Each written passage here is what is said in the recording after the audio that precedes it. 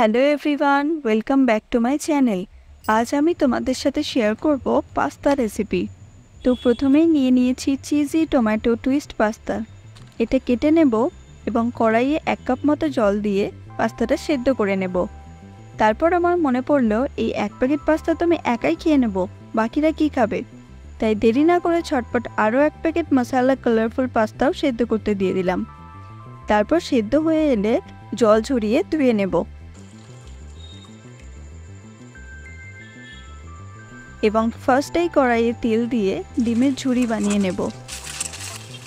তারপর আবার তেল দিয়ে তাতে একে একে পেঁয়াজ কুচি, লঙ্কা কুচি, সামান্য রসুন, টমেটো কুচি দিয়ে একটু ভাজা ভাজা হয়ে এলে তাতে স্বাদমতো নুন, হলুদ, একটু টমেটো সস দিয়ে তাতে ওই সেদ্ধ পাস্তাটা দিয়ে দিতে হবে।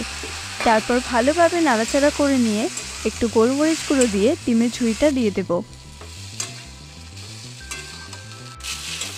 তারপর একটু ম্যাগি মশলা এবং পাস্তার সাথে যে টেস্ট মেকারগুলো থাকে ওটা দিয়ে ভালোভাবে মিশিয়ে নিলেই রেডি টেস্টি পাস্তা।